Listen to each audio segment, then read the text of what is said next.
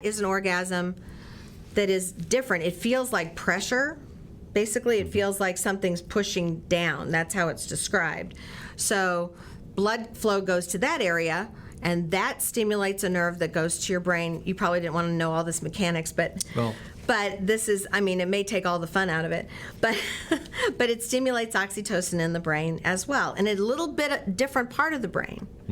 So that's the second area. The third area is kind of my favorite, just because, not my favorite area personally, but my favorite because it's at the cervix, and there's a paracervical nerve that has the same idea, pathway to the spine, in a different part of the spine than the other two, and it goes to the brain and stimulates an orgasm. But it is usually disconnected if we do a hysterectomy and take the cervix out. And a lot of doctors who do hysterectomies don't consider that when they take the cervix out, and so those women lose that ability to have an orgasm from that source or origin point.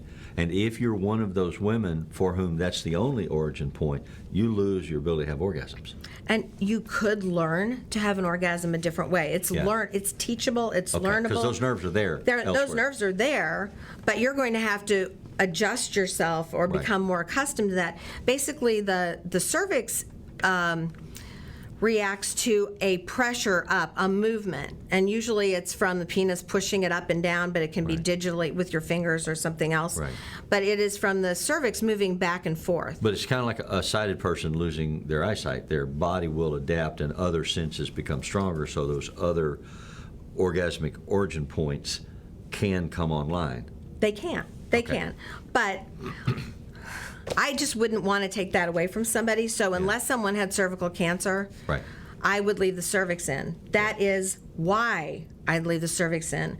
And of course, it was I was going to say bone of contention, but really it was an entertainment for many of the male doctors who came into my operating room to ask me why I left the cervix in, so that I could then describe it again for whatever resident they brought with them, so that they could be entertained for the day. So it's really serious. It is serious. When I had my hysterectomy, I said, that's the only thing I said. You can take everything else, but you better not take my cervix. So you think it's taken more seriously now among physicians because there are more female physicians? Honestly, my honest answer is sadly no. Wow. Part of that is that we're not taught a lot about sex as gynecologists.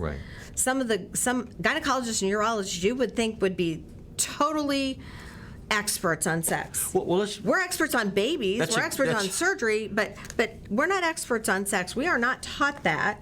Sadly. That's a good opportunity to lead into the next component here. There is a difference between orgasm and ejaculation. And actually, you don't have to ejaculate to have an orgasm. For males, that's true, and women too. Women, that's what I was going to say. Some women can ejaculate, and it's similar to the male ejaculation. There is a burst or a release of fluid at the timing point of orgasm.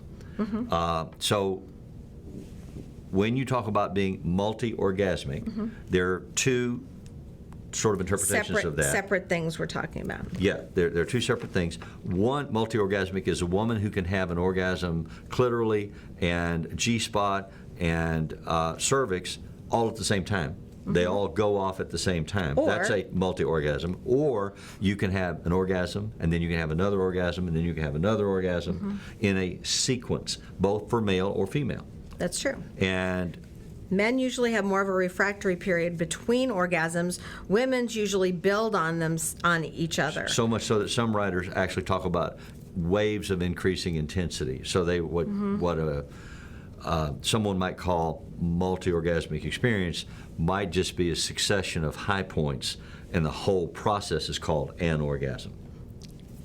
And not anorgasmia, orgasm. Space orgasm. One orgasm. Yeah. But it's a multi-level orgasm. So if you are blessed with this, and if you're blessed with someone who can stimulate you to that level, because it takes both. It takes the right stimulation, and it takes the ability to do this.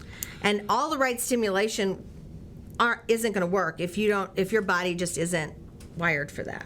Well, and orgasmically, speaking, you have to have